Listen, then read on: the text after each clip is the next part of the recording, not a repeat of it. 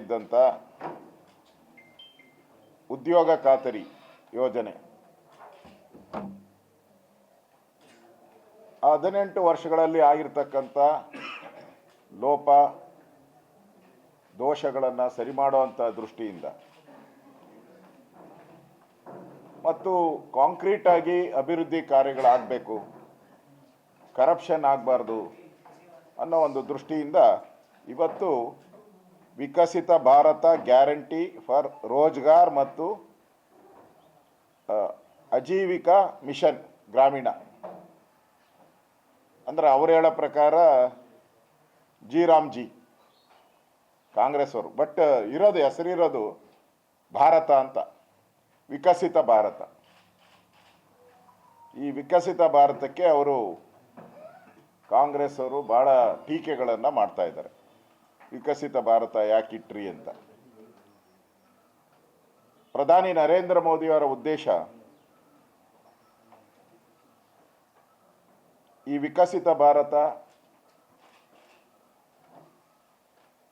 ಭಾರತದಲ್ಲಿ ಒಂದು ಕ್ರಾಂತಿಯನ್ನು ತರಬೇಕು, ಗ್ರಾಮೀಣ ಪ್ರದೇಶದಲ್ಲಿ ಯಾರು ಬಡವರಿದ್ದಾರೆ ಅವ್ರಿಗೆ ಉದ್ಯೋಗ ಖಾತರಿ ಸಿಗಬೇಕು ಅನ್ನೋ ದೃಷ್ಟಿಯಿಂದ ಮಾಡಿರುವಂಥದ್ದು. ಈ ಉದ್ಯೋಗ ಖಾತರಿ ಪಾರದರ್ಶಕವಾಗಿ ತಂದರೆ ಕಾಂಗ್ರೆಸ್ ಅವರು ನಿರುದ್ಯೋಗಿಗಳಾಗ್ತಾರೆ ಅಂತೇಳಿ ಅವ್ರಿಗೆಲ್ಲೋ ಒಂದು ಕಡೆ ಭಾಳ ಭಯ ಶುರುವಾಗ್ಬಿಟ್ಟಿದೆ. ಅವರೆಲ್ಲ ವೋಟ್ ಚೋರಿ ಅಂತ ಹೇಳ್ತಾ ಇದ್ರು. ಇದು ಕೂಲಿ ಚೋರಿ ಮಾಡ್ತಾ ಇದ್ರು ಇಷ್ಟು ದಿನ ಕಾಂಗ್ರೆಸ್ ಅವರು. ಕೂಲಿ ಯಾರು ಬಡವರಿಗೆ ಕೂಲಿ ಸಿಗಬೇಕಾಯ್ತು ಅದನ್ನು ಚೋರಿ ಮಾಡ್ತಾ ಇದ್ರು.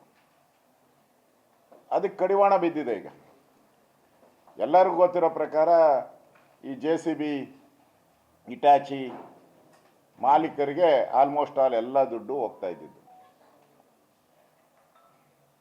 ಮತ್ತು ಕಾಂಗ್ರೆಸ್ ಕಾರ್ಯಕರ್ತರು ಇದನ್ನೇ ಒಂದು ದಂಧೆ ಮಾಡ್ಕೊಂಬಿಟ್ಟಿದ್ರು,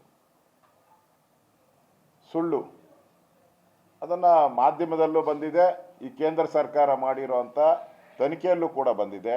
ಶಾಲಾ ಮಕ್ಕಳನ್ನ ನಿಲ್ಲಿಸಿರೋವಂಥದ್ದು, ಸತ್ತೋಗಿರೋರು ಯಾರು ಸತ್ತೋಗಿದ್ದಾರೆ ಅವ್ರನ್ನ ಈ ಉದ್ಯೋಗ ಖಾತರಿಯಲ್ಲಿ ಹಣ ಬಿಡುಗಡೆ ಆಗಿರೋದು, ಈ ಥರ ಸಾವಿರಾರು ಕೋಟಿ ರೂಪಾಯಿ ಹಗರಣ ಆಗಿದೆ. ಅದರಿಂದ ಈಗ ಈ ಕಾಂಗ್ರೆಸ್ ಅವ್ರಿಗೆ ಏನು ಪ್ರಾಬ್ಲಮ್ ಆಗಿದೆ ಅಂದರೆ, ವಾಲ್ಮೀಕಿ ಹಗರಣದಲ್ಲಿ ಲೂಟಿ ಮಾಡಿದ್ರಲ್ಲ 187 ಕೋಟಿ ಫಟಾಫಟ್ ಅಂತ, ಹಂಗೆ ಲೂಟಿ ಮಾಡೋಕ್ಕಾಗಲ್ಲ ಇನ್ನು ಮುಂದೆ. ಬಯೋಮೆಟ್ರಿಕ್ ಬಂದ್ಬಿಡುತ್ತೆ ಇನ್ಮೇಲೆ. ಬಯೋಮೆಟ್ರಿಕ್ ನಕಲಿ ಹೆಸರನ್ನ ಸೇರ್ಸೋಕ್ಕೆ ಸಾಧ್ಯನೇ ಇಲ್ಲ. ಮತ್ತು ಇದನ್ನೆಲ್ಲ ಉಪಗ್ರಹದ ಮುಖಾಂತರ ಮಾನಿಟರ್ ಮಾಡ್ತಾರೆ ಇದನ್ನೆಲ್ಲರೂ ಕೂಡ. ನಕಲಿ ಜಾಬ್ ಕಾರ್ಡ್ಗಳು ಮಾಡ್ತಾ ಇದ್ರಲ್ಲ ಅದೆಲ್ಲ ಇನ್ಮೇಲೆ ರದ್ದಾಗೋಗ್ತದೆ. ಮತ್ತು ಆಡಳಿತಾತ್ಮಕ ವೆಚ್ಚ ಏನಿತ್ತು ಮೊದಲು 6% ಇತ್ತು, ಅದು ಫುಲ್ಫಿಲ್ ಮಾಡೋಕ್ಕಾಗ್ತಾ ಇಲ್ಲ. ಕೇಂದ್ರ ಸರ್ಕಾರನೇ ಇದನ್ನು 9% ಮಾಡಿದೆ. ಮತ್ತು ವೇತನ ಪಾವತಿನೂ ಅಷ್ಟೇ, ಯಾವಾಗಂದ್ರೆ ಅವಾಗ ವೇತನ ಪಾವತಿ ಆಗ್ತಾ ಇತ್ತು. ಈಗ ಕಾಲಮಿತಿ, ವೇತನ ಪಾವತಿಗೂ ಕಾಲಮಿತಿ ಕೊಟ್ಟಿದ್ದಾರೆ. ರಾಜ್ಯ ಸರ್ಕಾರಕ್ಕೆ 17,000 ಕೋಟಿ